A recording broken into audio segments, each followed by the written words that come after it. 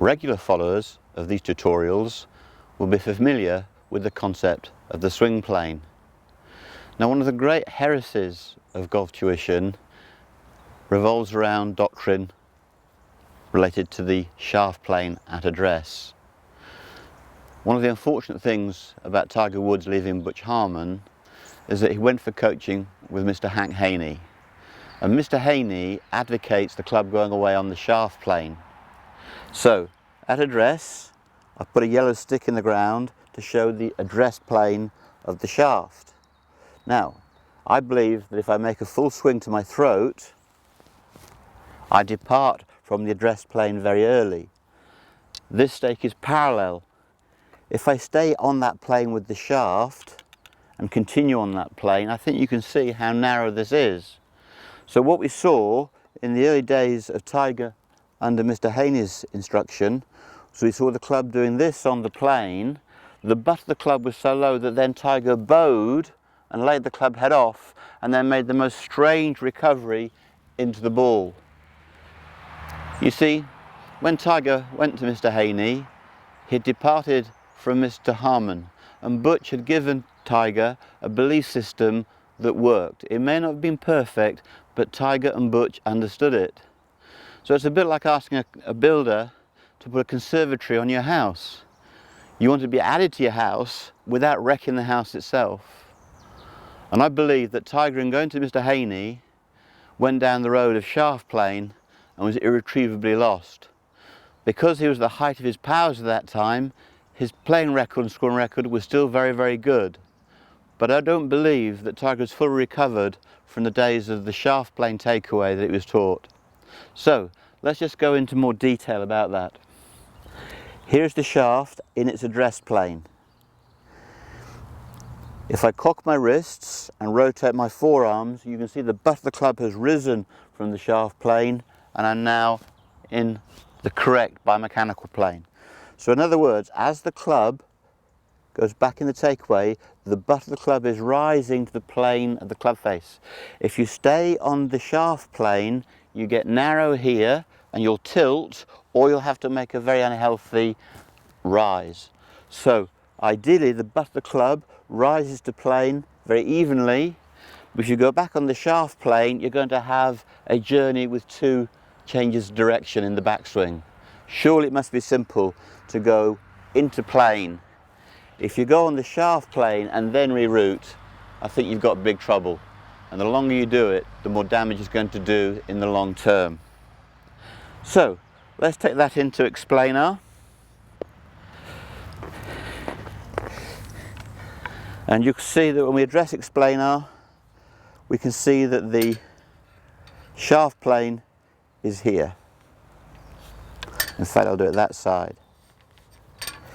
So you can see just now that the roller is in its address plane. The butt of the club is well below the plane.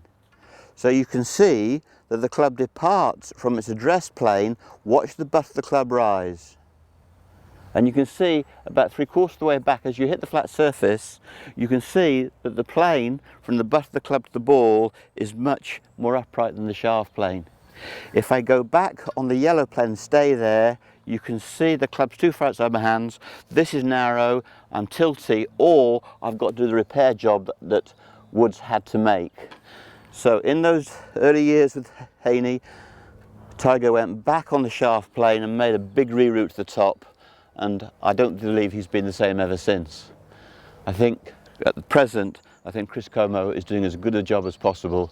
I'm hoping and looking forward to Tiger regaining his form and getting those 4 majors that are missing. Okay, so let's hit some shots and let's just take notice of the butt of the club. You can see the line from the ball to my sternum, and my cameraman Simon, he will put in a graphic line to show you the plane line from the ball through this point.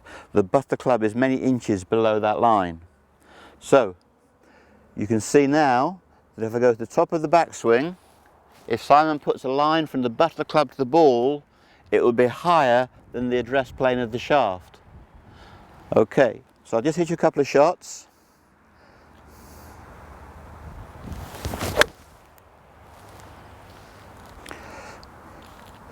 I'll do this in slow motion for you. So look at the butt of the club. The butt of the club is rising to the plane. It's going away from the body. And you can see that I'm in good plane there. Now I can release.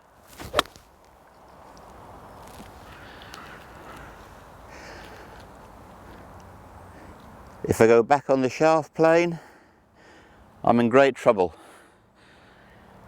I've either got to bow or stay there, stack and tilt. Here we go, just watch in slow motion.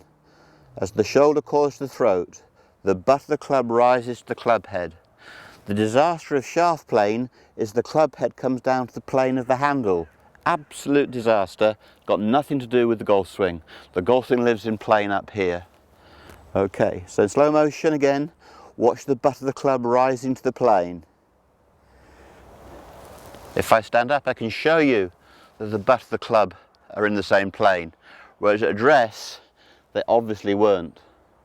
So if I turn to the camera now, my swing plane is from the sternum to the sweet spot. Look at the butt of the club stays close to the plane, and the butt of the club is rising. There it is.